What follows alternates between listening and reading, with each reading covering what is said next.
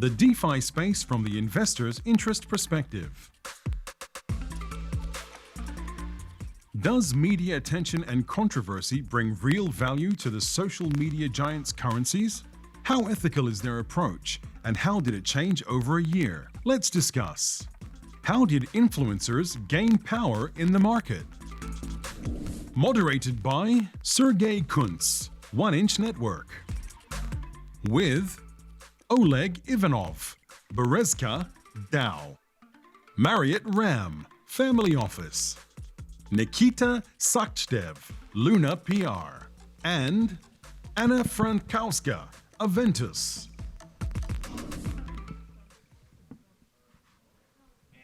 Last minute addition because the moderator that was scheduled unfortunately couldn't make it, but I'm happy to be here. It's Gordon Einstein from the Emerging Technology Association and Crypto Law Partners.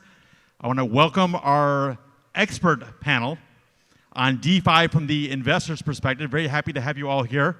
I think we'll do a quick intro of each speaker. I like to say, like Wolverine, we all have an origin tale. So, consider yourself like a Marvel superhero. Give us the 1-minute version, your name, what you're working on now, but quickly, how did you get into crypto and how did you get into this world? So just to give you some context, so please. And how do you get out, right? So my name is Oleg Ivanov. I'm a co-founder of a company called Berezka DAO.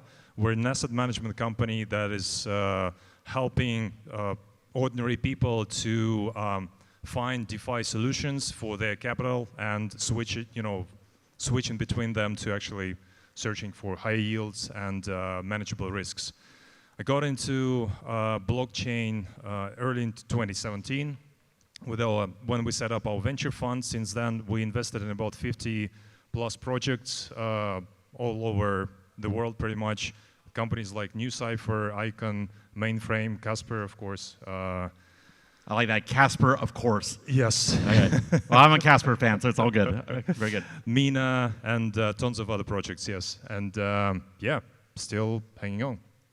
Happy to have you here. Anna, good to see you again in person. Yeah, good to see you. Hi, I'm Anna Frankowska. I'm Chief Commercial Officer at Aventus Network. Aventus is a second-layer scaling solution for Ethereum. We bring scale, lower cost, and speed to Ethereum transactions, achieve like around 2000 TPS and 1 pence of transaction. Our protocol is used primarily by enterprises such as Live Nation France. Their ticketing solution is empowered by our protocol. Another one is cashback operator called Cashback App. Again, it's a loyalty currency empowered and by Aventus protocol. And similarly, we have a couple of use cases in the gaming space and NFTs. And personally, I am an economist by education, ex-investment banker, and entrepreneur at heart. I launched a couple of startups in the past that I won a couple of awards for, like Forbes Under 30. And in terms of my story, how I got into crypto, so I'm lucky enough to have a brother who is a full-stack developer and blockchain developer, and he ran a small mining operation at our house back in Warsaw in 2013. So the rest is history. So the house was never cold. That? The house was never cold. The house was never cold, exactly. Even in Poland or England or wherever. In Warsaw, yeah. Sergey, please. Yeah, hi everyone. My name is Sergey. I'm co-founder of 1inch Network. 1inch Network is a distributed network of decentralized protocols. Sounds complicated, I know. At the beginning, it was built on a hackathon in TH New York back in 2019. Over 2 nights with honestly, we built with my co-founder Anton Bukov a first aggregator. We aggregate among liquidity sources and introduced a solution which solved a huge problem of DeFi space. We combined small liquidity pools into single one, and right now we have billions of dollars of volume already passed through 1inch smart contracts, a lot of people who use already, and expanding to other networks like Binance Smart Chain, Polygon, and introducing new products like 1inch Wallet, for example. To my person, so my background is I'm software engineer, software architect with a lot of professional experience. And how I came to crypto, I started to mine a little bit, and then I started to participate on the hackathons.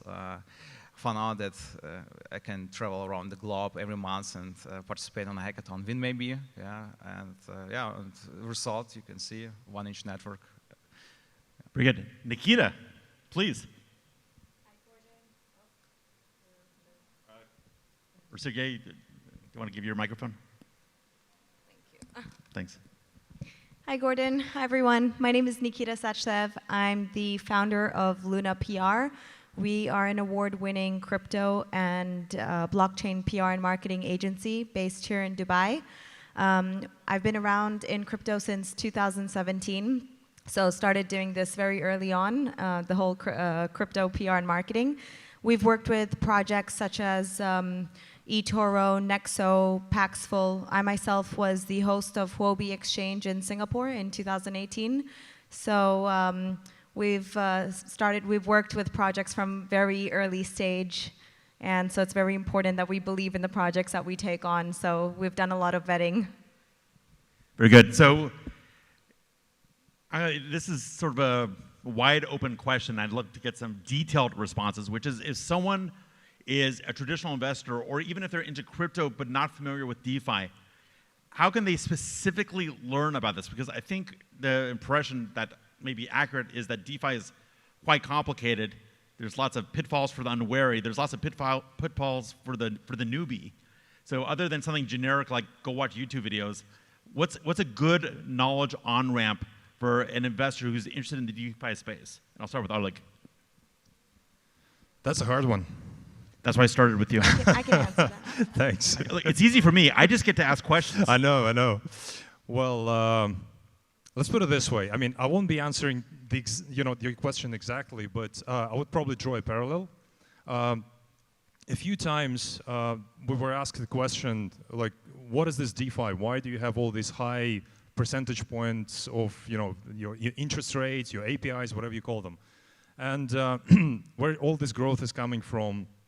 At some point of time, I heard this explanation, and I found it very interesting. So basically what we're saying is that if you can imagine a user who at least once in their lifetime touches crypto, right, buys it, receives it as a gift, then over time, everyone would definitely need to exchange this crypto for something else.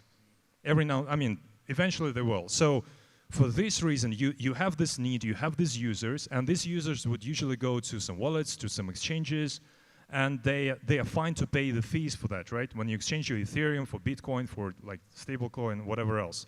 So in that case, you have all our exchanges and wallets that provide you the service, and they are getting their commissions for these exchanges. Now, what DeFi did is the first step was basically to move this business into smart contract, and saying that you still have that need, you're still ready to pay for the exchange of one crypto to another.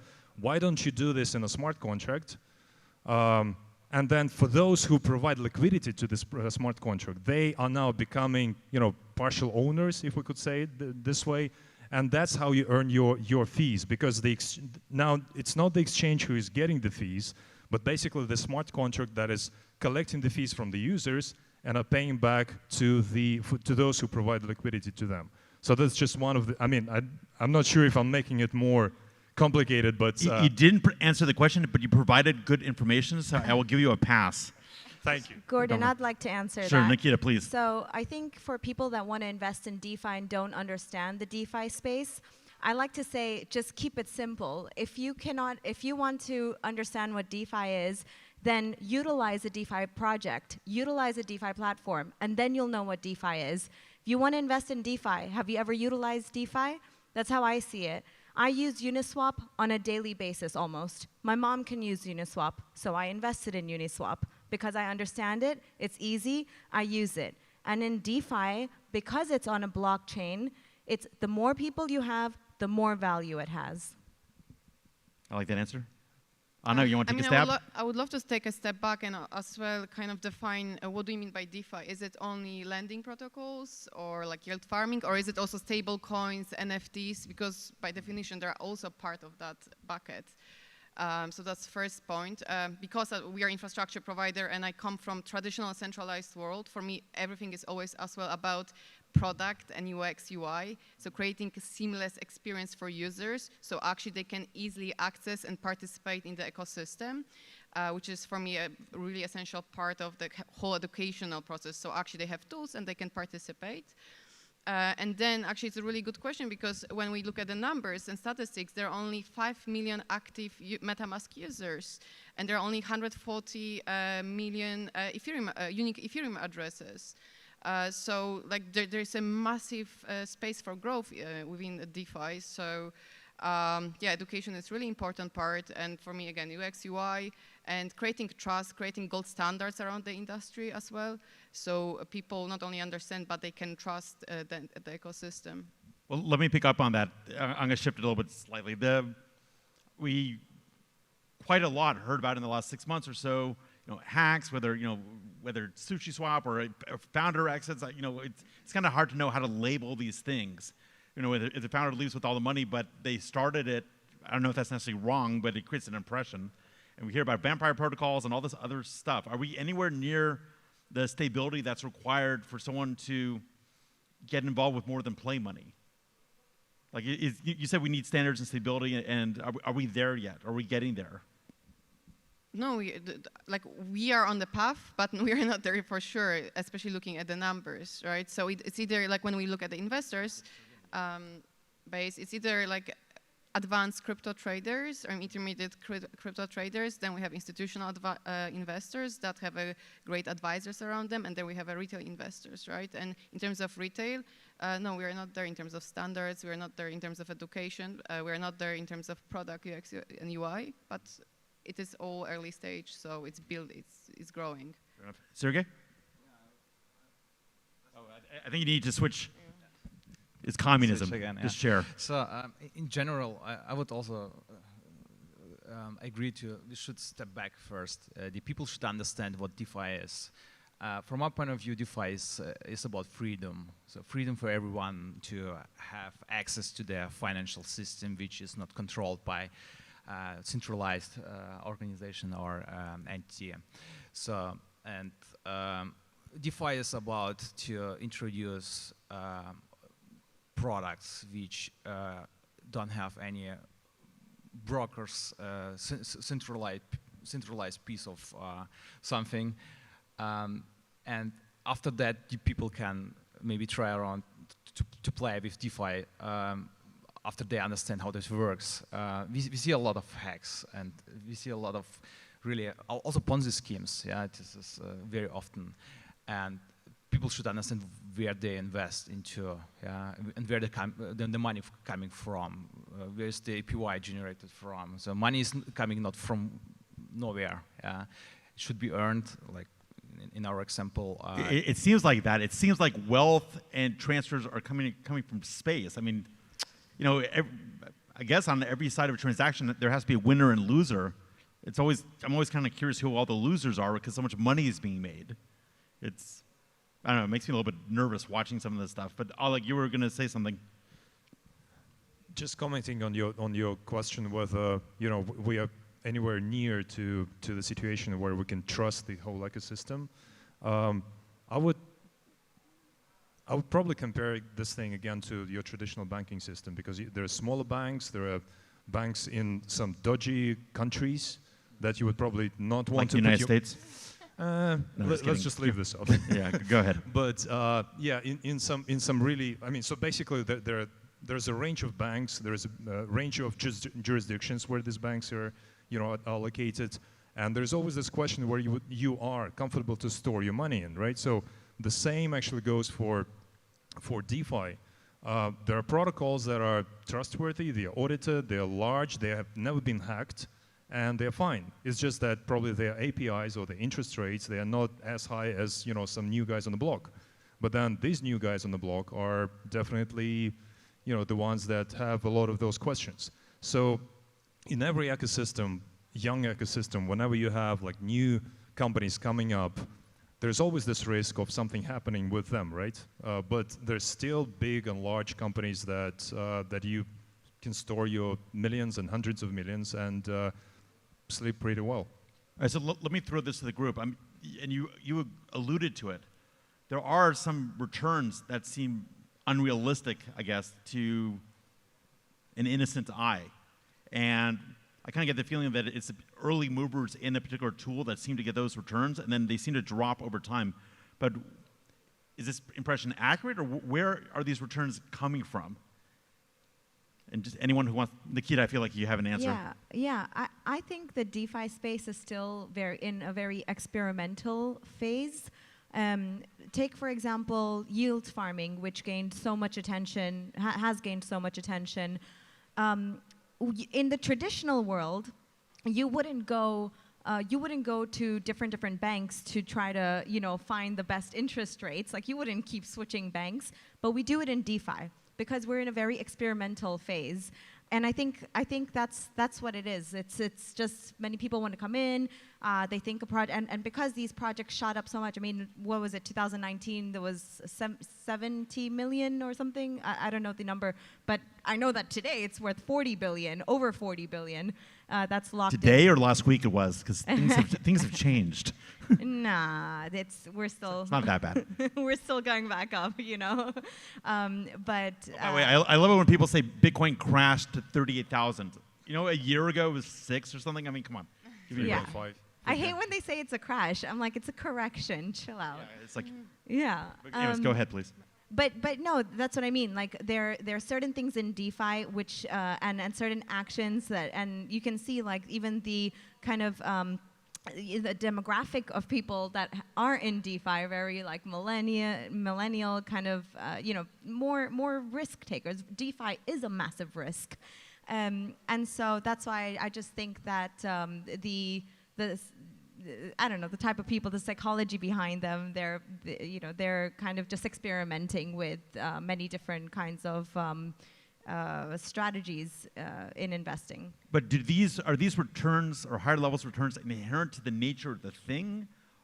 And will they be there even when it's more widely adopted? Or is it something that just early movers get the higher return because they were there first? Nobody can say that it's very comparable to the internet in the 90s. Nobody knew where it was going to go, and there's some projects that are way ahead of their time. It's like, almost think of Uber launching in the 90s. People would think that's, how does it work? How would I book what is an app? And there's so many things that like line up like a domino effect. But like, okay, then how does my driver get the connection? What's an iPhone? Like, what's 4G? It's like a loop of things, and I feel like that's what it's like in DeFi. There's so much to be learned, and there's so many projects that are so ahead of their time. But whether 40 billion is an accurate amount, whether the industry is actually worth this much, well, put it this way: the top 10 largest banks in the world have been using blockchain. Why is that? Because when you can't beat them, you got to join them. Anna, Ethereum or Binance Smart Chain? Don't kill me. Ethereum.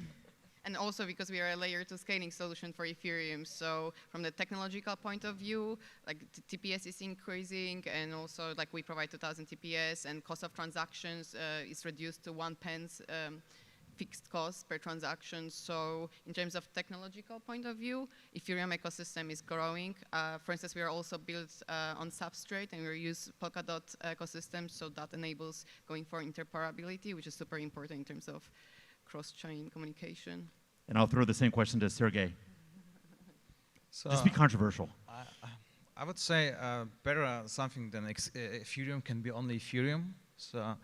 And we will see in the next future layer 2 solutions like Optimism or ZK Sync from the Matter Labs. They promise with ZK Port 20K TPS, which should come this year, and this is amazing. This can bring main adoption here for the blockchain itself, and we can build much better products with such a performance. And we're going to go through our panelists and ask for the final word of where do you see DeFi in 3 years? I'm giving you really easy questions, right? No, Alec, go. Yeah. Citibank. Basically a like competitor to it. Okay. Anna? Is it only one word? Or Huh?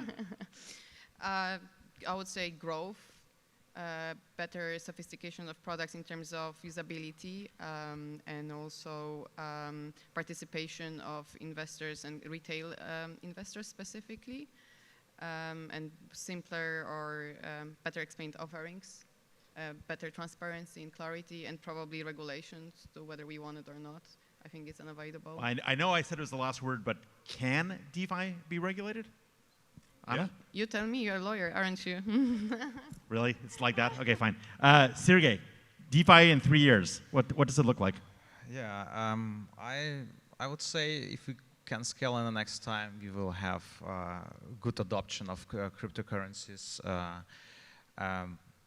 Almost everyone would have a wallet in own pocket on a mobile phone, and would have at least one touch point with the DeFi space, I'm pretty sure. And about the regulation, you can't regulate a smart contract, I would say. That's kind of my feeling. Nikita, last word goes to you. DeFi in 3 years. Well, judging from where it was in 2019 with 70 mil, I think we could easily hit a $1 trillion market cap. Very good. All right, can we give our panel a big round of applause and thank them for coming here and giving us some wonderful insights? Woo. And again, I said this earlier, but I want to thank all of you to show up and show that this community is vital and active even after this coronavirus craziness. I just look at each other, give yourself a round of applause. For all of you in the room, thank you for coming to Dubai and being part of this.